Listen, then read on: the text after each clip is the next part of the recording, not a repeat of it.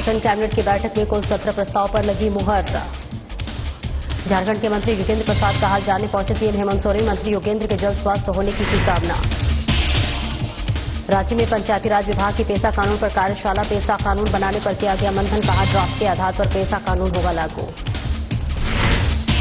राज्य में सरना धर्म कोड को लेकर कांग्रेस ने दिया अल्टीमेटम। कहा नहीं मिला कोड तो नहीं करने देंगे गणना। 26 मई को राज्यपाल के समक्ष प्रदर्शन करने की भी कही बात। और दरभंगा में बिना इजाजत अम्बेडकर छात्रावास पहुंचे राहुल गांधी। धारा 144 लागू होने के बाद भी हॉस्टल पहुंचकर छात्रों से किया संवाद।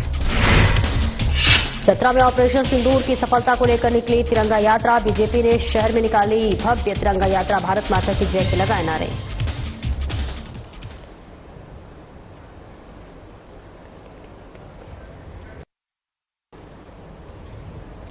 नमस्कार, स्वागत है आपका। मैं हूं आपके साथ सपना दीपक मदेशा। बुलेटिन का आगाज बड़ी खबर के साथ, जहां झारखंड में कैबिनेट की बैठक की गई है, जहां बैठक में कुल 17 प्रस्ताव पर मुहर लगी है। सीएम हेमंत सोरेन की अध्यक्षता में यह बैठक हुई है।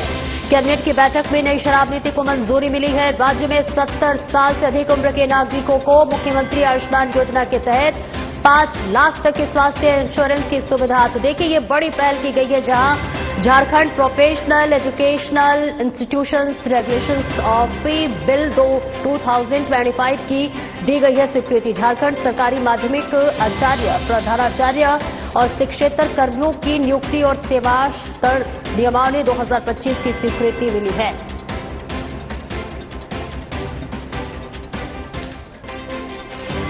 तो देखिए, ये बड़ी पहल की गई है झारखंड कैबिनेट की बैठक में, जहां कुल 17 प्रस्ताव पर मुहर लगी है। मुख्यमंत्री हेमंत सोरेन की अध्यक्षता में ये महत्वपूर्ण कैबिनेट की बैठक हुई है। कैबिनेट की बैठक में नई शराब नीति को मंजूरी मिल गई है और इसके अलावा देखिए, 70 साल से अधिक उम्र के नागरिकों को मुख्यमंत्री आयुष्मान योजना के तहत 5 लाख तक के स्वास्थ्य इंश्योरेंस की सुविधा मिली है। और इसके साथ साथ ही Jharkhand professional educational institutions bill 2025 की स्वीकृति दी गई है। झारखंड सरकारी माध्यमिक आचार्य, प्रधानाचार्य और शिक्षेतर कर्मियों की नियुक्ति और सेवार्थ नियमावली और 2025 की स्वीकृति मिली है। तो देखिए, जिसका इंतजार था वो अब इस कैबिनेट बैठक के बाद से पूरी हो गई है, क्योंकि लगातार आयुष्मान योजना के तहत भी लोग गुहार लगा रहे थे।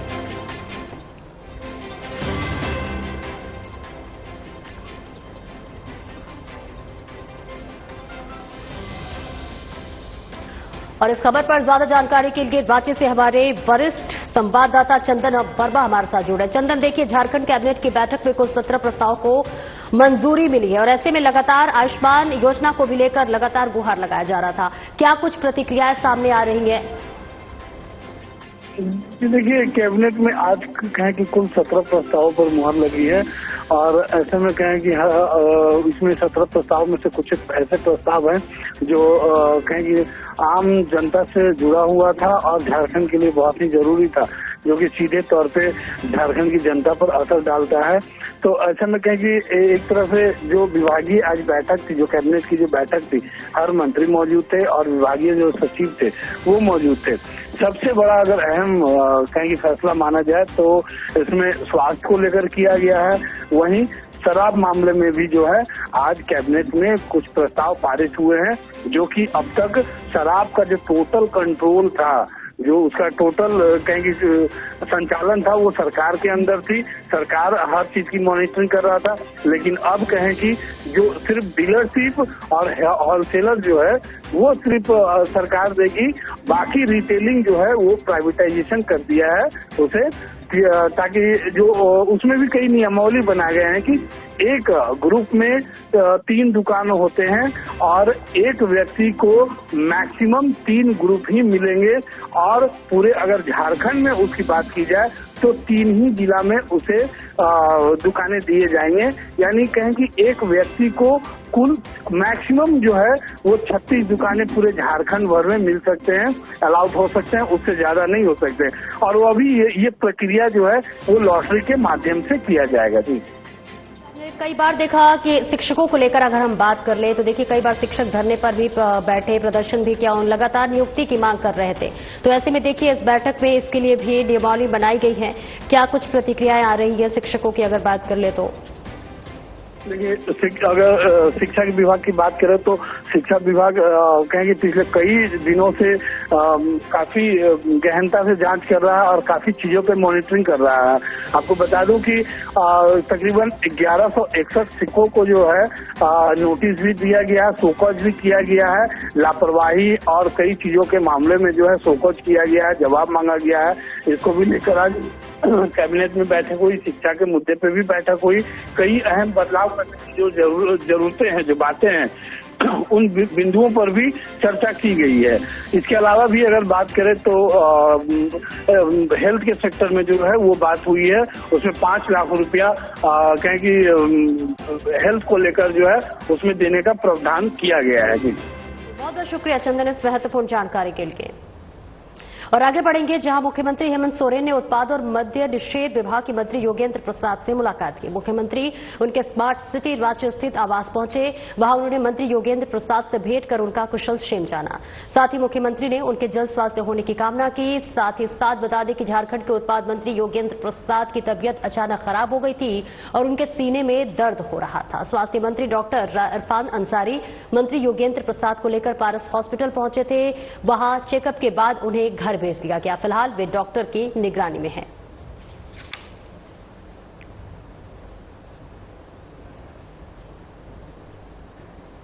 और पेसा कानून पर गुरुवार को एक दिवसीय कार्यशाला का आयोजन किया गया। इसमें पंचायती राज विभाग की मंत्री दीपिका पांडे सिंह, कृषि पशुपालन और सहकारिता मंत्री शिल्पी नेहा तिर्की, स्कूली शिक्षा और साक्षरता विभाग के मंत्री रामदास सोरेन और राजस्व निबंधन और भूमि सुधार मंत्री दीपक बिरुआ शामिल हुए। वहीं कांग्रेस के झारखंड प्रभारी के राजू और कांग्रेस विधायक राजेश कच्छप भी इस बैठक में विशेष रूप से शामिल हुए। कार्यशाला में पेसा कानून बनाने पर मंथन किया गया। विधायक राजेश कच्छप ने कार्यशाला में उपस्थित व्यक्तियों की राय भी ली और भरोसा दिलाते हुए कहा कि इस आधार पर अंतिम रिपोर्ट तैयार की जाएगी। कार्यशाला में उपस्थित कृषि मंत्री शिल्पी नेहा तिर्की ने पेसा कानून झारखंड में लागू करने पर जोर देते हुए कहा कि कार्यशाला में वक्ताओं के विचार लिए गए हैं और एक बेहतरीन ड्राफ्ट तैयार किया जाएगा और झारखंड में इसके तहत पेसा कानून लागू किया जाएगा।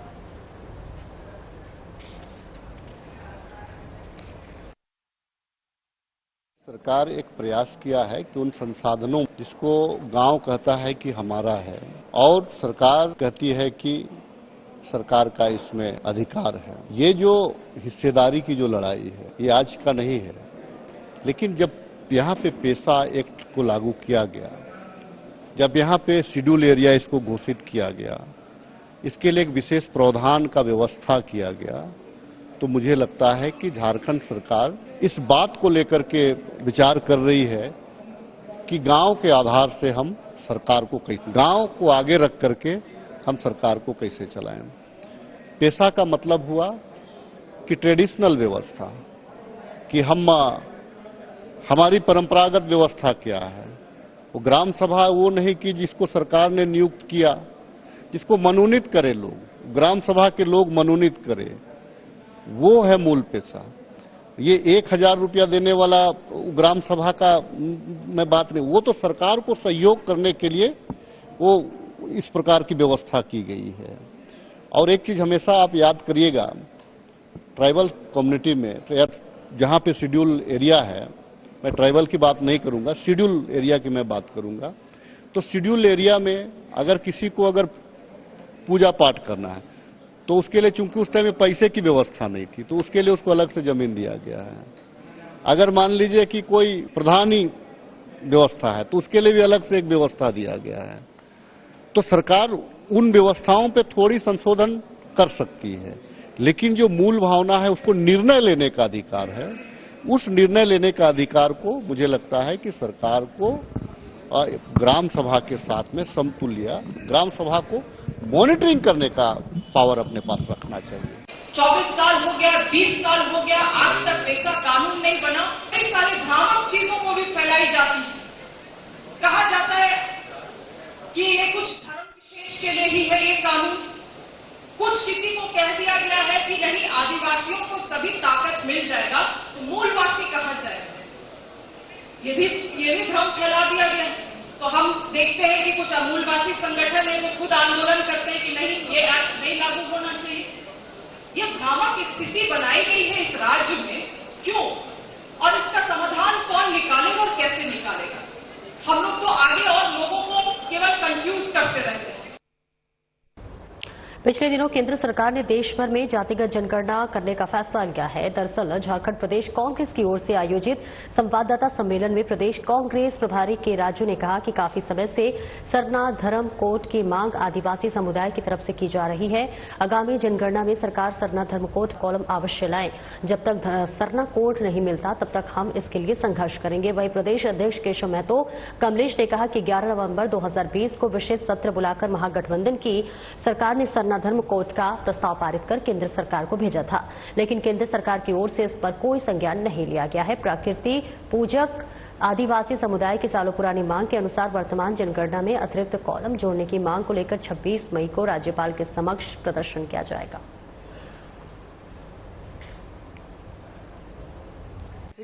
जब कांग्रेस प्रेसिडेंट मल्लिकार्जुन खड़गे जी संविधान बचाओ रैली रांची में एड्रेस किया, कांग्रेस प्रेसिडेंट का भाषण में बहुत स्पष्ट रूप से कहा अगले जनगणना में सरना कोड को लागू करना, ये हमारा कांग्रेस पार्टी का डिमांड होगा। कांग्रेस पार्टी हर स्टेट में एक आदिवासी कोड के लिए फाइट करेंगे। झारखंड में भी हम ये मूवमेंट शुरू करने के लिए हम तैयार हैं। झारखंड विधानसभा द्वारा 11 नवंबर 2020 को एक विशेष सत्र बुला करके आदिवासी सरना धर्म कोड को केंद्र सरकार को भेजने हेतु एक प्रस्ताव पारित किया गया। अभी जनगणना होने वाला है। पूर्व में 7 कलम थे, हिंदू, मुस्लिम, सिख, ईसाई, बौद्ध, जैन, अदर्स, लेकिन उसको हटा करके सिर्फ 6 कलम रखा गया है। आप सभी जानते हैं हमारा झारखंड आदिवासी बहुल क्षेत्र है और इसके अगल बगल सीमावर्ती कई राज्यों में आदिवासियों की संख्या काफी तादाद में है और जिनका अपना धर्म है, सभी प्रकृति पूजक हैं। जल, जंगल, जमीन ये से ही इनका नाता और पहाड़, पर्वत, जंगल सभी इनके बहुत ही आराध्य देव की तरह। तो आज जो है हमारा झारखंड विधानसभा द्वारा जो प्रस्ताव पारित किया गया है और केंद्र में भेजा गया है, इस पर केंद्र की सरकार मौन धारण किए हुए है।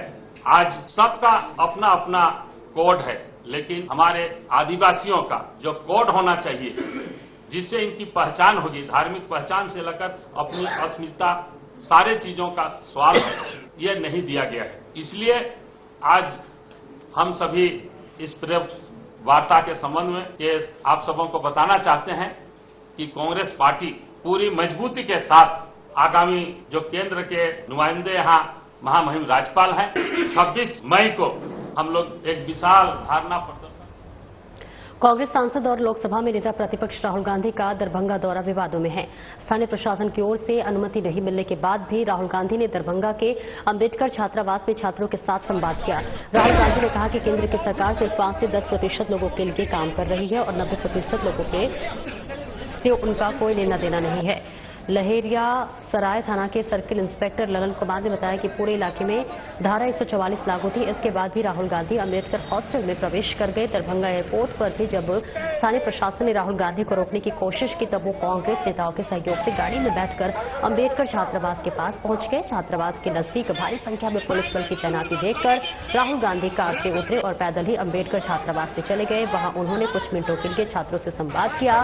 दरभंगा के अम्बेडकर छात्रावास के छात्रों से राहुल गांधी ने कहा कि आपकी ताकत के कारण मुझे कोई नहीं रोक पाया। पुलिस मुझे रोकना चाहती थी लेकिन पुलिस मुझे रोक नहीं पाई। कुछ मिनटों का संवाद करने के बाद राहुल गांधी अम्बेडकर छात्रावास से निकल गए और पटना के लिए रवाना हो गए।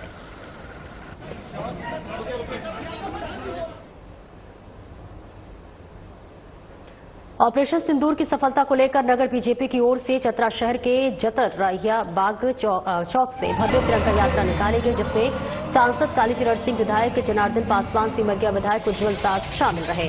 तिरंगा यात्रा में 100 मीटर का तिरंगा लेकर भारत माता की जय, वंदे मातरम सहित भारतीय जवानों के नारे लगाए गए। तिरंगा यात्रा जतर ही बाग चौक से भ्रमण करते हुए केशरी चौक पर समाप्त हुए। इस दौरान सांसद ने कहा कि ऑपरेशन सिंदूर के तहत हिंदुस्तानी सेना ने पाकिस्तान में घुसकर आतंकवादियों के अड्डे को जमींदोज किया। पाकिस्तानी आतंकी का साथ देने वाले को भी भारतीय सेना ने मुंहतोड़ जवाब दिया, जिसमें ड्रोन, लड़ाकू विमान, मिसाइल, हवाई रक्षा प्रणाली सहित अन्य को जमींदोज किया गया। ये गौरव का क्षण है, ये पूरे देश के स्वाभिमान का क्षण है, ये सेनाओं का सैल्यूट का क्षण है। इस कार्यक्रम को हमारे संचालित कर रहे हैं जिला के महामंत्री आदरणीय डॉक्टर मृत्युंजय जी, और हमारे जिसके नेतृत्व में हम ये कार्यक्रम प्रेरणा यात्रा निकाले हैं, वैसे जिला के अध्यक्ष आदरणीय रामदेव सिंह जी भोक्ता, चतरा के विधायक लोकप्रिय आदरणीय हमारे जनार्दन पासवान जी, सिमरिया विधानसभा क्षेत्र के विधायक लोकप्रिय हमारे आदरणीय कुमार मुखर्जी जी, सभी जिले के पदाधिकारीगण, उपस्थित हम लोग, प्यारे भाइयों, ये भारत का तिलक लगाने का समय है। इस देश के सेनाओं ने जो पराक्रम दिखाया है, अपनी सीमा में पाकिस्तान को बांधने का, रखने का, अपनी सीमा में रखने, औकात बताने का जो कार्यक्रम किया, उसके लिए भारत के सेनाओं को सैल्यूट करते हैं। उसमें खास करके हम कर्नल पेटी कुरैशी को सैल्यूट करते हैं, जिसके जांबाज नेतृत्व में पाकिस्तान ने अपनी औकात में बांधा गया। ये भारत का स्वाभिमान का विषय है और ऐसे कार्यक्रम में जब हम भाग लेते हैं तो लगता है ये देश मस्तक से उठा हुआ है मोदी के नेतृत्व में, जो कहता है। और चतरा प्रतापपुर प्रखंड के अंतर्गत बबनी पंचायत के बधार में एक मानवता की मिसाल पेश करने का मामला सामने आया है, जहां 5 भाई मिलकर करीब 1 किलोमीटर तक की सड़क बना रहे हैं और ये सड़क बधार विकास भवन से लेकर तुलसाही प्राथमिक विद्यालय तक बनाई जा रही है। जमीन दान देने वालों में विश्वनाथ राम, अरविंद राम, मृत्युंजय राम, निर्मल कुमार और गजेंद्र कुमार का नाम शामिल है। इस मौके पर तुलसी शाही गांव के ग्रामीणों ने इन 5 भाइयों को धन्यवाद दिया है और जमीन दान देने के वाले विश्वनाथ ने बताया कि सड़क को बनाने में करीब 10 लाख रुपए लागत की जमीन और सड़क बनाने का खर्च किया गया, करीब 4 लाख रुपए के आसपास का आ रहा है। बधार विकास भवन से लेकर बिरमातुम के टोला तुरसाही में जो रोड बनाया जा रहा है, ये हमारे गांव के किसान थे 5 भाई, जिनका नाम बड़े भाई श्री विश्वनाथ राम, महिल भाई अरविंद राम, सांझी मृत्युंजय राम, चौथा निर्मल कुमार और 5वां गजेंद्र कुमार। ये अपना निजी खर्च से अपना खेत निजी में रोड बना रहे हैं। यहाँ से बरसों से लोग बहुत अत्याचार में रह रहा था, स्कूल भी बगल में था, उत्तरी भुइयाँ टोली, जो कि बच्चा के बरसात में आने जाने में बहुत दिक्कत होता था और डिलीवरी पीरियड पे बहुत लोग छचनता था, बरसात में गाड़ी आने जाने कोई सुविधा नहीं था। तो बहुत मतलब मान के चलिए 5 भाई धन्यवाद के पात्र हैं कि अपना निजी जमीन में अपना निजी खर्च से बना रहे हैं, इसलिए हम लोग सभी ग्रामीण बहुत आभार। जैसा कि आज आप लोग निजी खर्च से निजी जमीन देखकर सड़क को बनवाया है, क्या कुछ कहना चाहेंगे आप? देखिए, दिक्कत यहाँ पर ये था कि ग्राम बधार के बाद बिरमातुम का टोला तुरसाही जाने के लिए, जहाँ एक विद्यालय भी है और 25 घर 20 घर मतलब वहाँ SC जाति के लोग हैं, भारतीय समाज के, इनको आने जाने का काफी परेशानी हो रहा था। बच्चे को स्कूल आने जाने में परेशानी होता था, मेड़ पर होकर के आना जाना पड़ता था। अगर किसी को बीमारी हो जाता है, हर बीमारी है, डिलीवरी पेशेंट है, तो गाड़ी बधार तक ही आती थी, वहाँ से टांग करके लाना पड़ता था। या फिर यहाँ पर हमेशा जंगली इलाका, सांप भी का डर रहता है, सांप से भी काटने के बाद कई ठो पेशेंट यहाँ पर बधार में मर चुके हैं, तो इन लोग को आने जाने में काफी परेशानी होता था। इसके चलते हम लोग अपना निजी जमीन दे करके और निजी खर्चा से अभी काम इसमें करवा रहे हैं। तकरीबन कितना दूर ये सड़क बना होगा? लगभग 1 किलोमीटर हो जाए। ऐसी बात है कि बिरमातुम का टोला एक तुरसाही है, पश्चिम साइड में, पश्चिम दक्षिण के कोने में पड़ता है। लगभग 20-25 घर भारतीय लोग रहते हैं और उन लोग को आने जाने का कोई सुविधा नहीं था। इस चीज को देखते हुए मानवता के नाते हम लोग 5 भाई होते हैं और ये 5 भाई मिलके अपना निजी जमीन दे करके निजी खर्चे से और विकास भवन से लेकर के तुरसाही तक का रोड बनवा दे रहे हैं, ताकि इन लोगों को आने जाने में, तुरसाही के जो भारतीय समाज के लोग हैं, माने हरिजन जो है, उनको आने में कोई तरह का तकलीफ नहीं हो, कोई तरह का दिक्कत नहीं हो। CBSE 12वीं कक्षा के परीक्षा परिणाम में जिले के बच्चों ने बेहतर प्रदर्शन किया। परीक्षा परिणाम आते ही बच्चों के चेहरे खुशी से खिल उठे। वहीं हजारीबाग की दीक्षिता सिंह ने विज्ञान संकाय से 97.8% अंक प्राप्त कर न केवल विद्यालय बल्कि पूरे हजारीबाग जिले में प्रथम स्थान प्राप्त किया। उनकी इस ऐतिहासिक सफलता पर विद्यालय प्रशासन, शिक्षकों, परिजनों और शुभचिंतकों ने उन्हें बधाई दी है। दीक्षिता ने बताया कि उनका सपना एक उत्कृष्ट डॉक्टर बनकर समाज की सेवा करना है। इस लक्ष्य को लेकर उन्होंने इस साल नीट की परीक्षा भी दी है और उन्हें अच्छे अंकों की उम्मीद है। हमारे संवाददाता प्रमोद खंडेलवाल ने दीक्षिता सिंह से खास बातचीत की है, आइए आपको सुनवाते हैं। झारखंड की हजारीबाग की बात करें, आज हम ऐसे शख्सियत से बात कर रहे हैं जो एक बेहतर प्रदर्शन तो किया ही है, स्कूल के साथ साथ परिवार का भी नाम रोशन किए हैं। दीक्षिता सिंह, दीक्षिता की सबसे बड़े तो साधना प्लस न्यूज की पूरी टीम की तरफ से आपको ढेर सारी शुभकामनाएं और बधाइयां। इतना बेहतर प्रस्तुति, क्या कुछ राज है इसके पीछे? ये तो साल भर की सिर्फ मेहनत का नहीं, जब से मैंने पढ़ाई की तरफ मेरा एक अलग ही झुकाव रहा है शुरुआत से ही, उसके साथ साथ मैंने अलग अलग चीजों में भी बढ़ चढ़कर भाग लिया है और उसी सब मेहनत का फल मुझे शायद हमेशा से मिलते आ रहा है और अगर मैं ये मेहनत जारी रखूं तो आगे मिलेगा। तो ये सब हमेशा डेडिकेशन से अपने काम को करते रहने का ही फल है। आगे क्या कुछ सोचा आपने? अभी मैंने तो डॉक्टर बनने का निर्णय लिया है और मैं चाहती हूँ कि मैं बड़ी होकर एक न्यूरो सर्जन बनूं और अपने देश में ही रह के अपने देश के लोगों की सेवा करूं। दीक्षिता जी, बड़ी बात होती है क्योंकि जिस ट्रैक को आपने चुना तो उसमें बहुत से फैसिलिटीज होते हैं, किस तरह की सेवा आप करेंगे? जैसे कि मैंने कहा कि मैं न्यूरो सर्जन बनना चाहती हूँ और हमारे देश भारत में न्यूरो सर्जन की मतलब जितने भी डॉक्टर्स अच्छे होते हैं वो ज्यादातर अब्रॉड जाना पसंद करते हैं और हमारे देश में न्यूरो सर्जन की बहुत ज्यादा कमी है। तो मैं चाहती हूँ कि मैं अपने देश में ही रहकर अपने देश के लोगों की सेवा करूँ और साथ साथ जो फैसिलिटीज शायद गरीब लोगों को नहीं मिल पा रही है वो मैं अपनी तरफ से पूरी कोशिश करूंगी कि मैं उन्हें दे पाऊँ। ये जो सफलता मिली है इसके पीछे सारा श्रेय किसको जाता है? ये मेहनत तो सिर्फ मेरी ही नहीं है, साथ ही साथ मेरे माता पिता जो कि हमेशा मेरे साथ हर मोड़ पे खड़े रहे और उसके साथ साथ मेरे स्कूल टीचर्स और साथ साथ मैंने अन्य जगह में भी मतलब अपना बेस्ट देने का कोशिश किया। जैसे मैं एक एबेकस का भी भाग रही हूँ, वहाँ पे भी मैंने 3 से 4 साल का कोर्स किया था एबेकस का, तो उधर भी मतलब ये अगर सीट एबेकस की अगर मैं बात करूँ तो वहाँ से कितना कुछ सपोर्ट मिला आपको?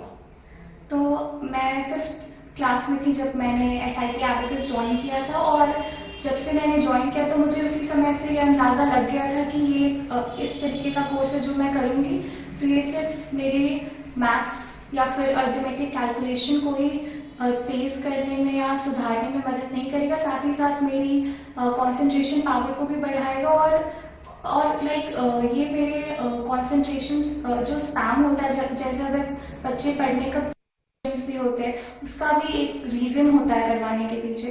तो जब ये सारी चीज को आप साल भर डेडिकेशन के साथ और एक पर्पस के साथ करेंगे तो इसका रिजल्ट एक्यूमुलेट। एक सवाल, इतनी बड़ी जो सफलता हासिल हुई, इतनी बेहतर आपने प्रस्तुति की, कभी सोचा था क्या कभी ऐसा? रिजल्ट के बारे में तो आज तक उतना नहीं सोचते बिकॉज कभी कभी होता है कि अगर आप बहुत ज्यादा मेहनत कर रहे हो और आपके मन अनुसार रिजल्ट ना मिले तो डिसहार्टनिंग भी हो जाता है। इसलिए मेरा हमेशा से फोकस रहता है कि मैं इस समय जो काम कर रही हूँ उसमें अपना 100% दूं ताकि आगे जाके रिग्रेट ना हो। बाकी अगर पूरे मेहनत के साथ और डेडिकेशन के साथ काम जवाब देखिए कि जब अपना रिजल्ट आपने देखा होगा चाहे वो ऑनलाइन या कैसे भी आपने कैसा लगा था उस वक्त आपको? उस समय मतलब पहली बार रिजल्ट जब देखा तो नंबर्स देख के तो पता अंदाजा लग गया था कि मार्क्स ठीक आए। अगर हार्टबीट की बात करूं तो मैम कैसा चल रहा था हार्टबीट उस वक्त? वो जब परिणाम आता है तो थोड़ा तो हार्टबीट बढ़ ही जाता है, सबको लगता है कि पता नहीं जितना एक्सपेक्ट किया था उतना आया कि नहीं आया। तो जब आपने फ्लैक्स देखा सामने उस वक्त का मूवमेंट आपका कैसा था फेस की अगर हम बात करें तो? एक्साइटेड थे, रिजल्ट अपना रोल नंबर डालते समय थोड़ा हाथ भी शेक कर रहा था बट कहीं ना कहीं थोड़ा विश्वास भी था कि साल भर मेहनत। चलिए अंतिम, अपने कलीग्स को क्या कुछ टिप्स देना चाहेंगे? यही कहना चाहेंगे कि अभी से कुछ साल बाद आपको कोई भी आपके मार्क्स से तो नहीं जानने वाला, आप क्या पर्सनालिटी होल्ड कर रहे हैं, आपका कितना नॉलेज है और आप क्या डिलीवर करना चाहते हैं सोसाइटी को उससे जानेंगे। तो आप अभी से जितना मेहनत कर सकते हैं अपने आप को डेवलप करने में उधर ध्यान दीजिए और नॉलेज की तरफ जाएंगे तो मार्क्स तो अपने आप आएंगे ही। बहुत बहुत धन्यवाद। अपने सहयोगी कैमरामैन के साथ बहुत धन्यवाद। Sadhna plus Hazaribagh. Bokaro steel city शहर इलाके में देरवास सिटी डीएसपी आलोक रंचट के अगुवाई में पैदल पेट्रोलिंग की गई। इस दौरान झोपड़ी नुमा होटल ठेलों और खुले में शराब का सेवन करने वालों के खिलाफ कार्रवाई की गई। पुलिस की टीम को देख शराब पीने वाले भागते हुए देखे गए। सिटी डीएसपी आलोक रंजन ने बताया कि सूचना मिल रही थी कि सिटी इलाके में जहां जहां शराब का सेवन किया जा रहा है, इसको लेकर पैदल पेट्रोलिंग की गई है। इस दौरान सभी को चेतावनी दी गई है कि आगे अगर इस तरह की हरकत करते हैं पकड़े जाएंगे तो कानून के मुताबिक कड़ी कार्रवाई की जाएगी।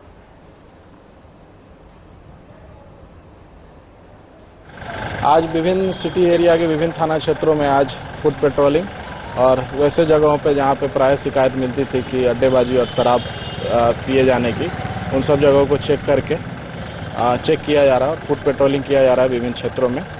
आगे भी ये चीज़ निरंतर जारी रहेगा और इन सब चीज़ों पे फिर से मतलब कि ये रहेगा प्रयास कि फिर से इस प्रकार की अड्डेबाजी वहाँ पर न हो, ये सुनिश्चित हम लोग करेंगे वहाँ पे, क्योंकि प्रायः शिकायत आती है कुछ ऐसे जगहों का कि जहाँ पे लगातार लोगों के द्वारा शराब का सेवन किया जाता है खुले में। तो उसी पे देखते हुए आज हम लोगों के द्वारा फुट पेट्रोलिंग करके और उन सब जगहों को चेक करके जहाँ जहाँ अड्डेबाजी की सूचना मिलती है चेक किया जा रहा है। फायदा है इन सब चीज़ों से, एक डर का तो माहौल बनता है उन लोगों में जो इस तरीके से खुले में पीते हैं उनमें, फिर भी इस पे लगातार इसको मॉनिटर करते रहने से ज़्यादा। फिलहाल इस बुलेटिन में इतना ही। नमस्कार।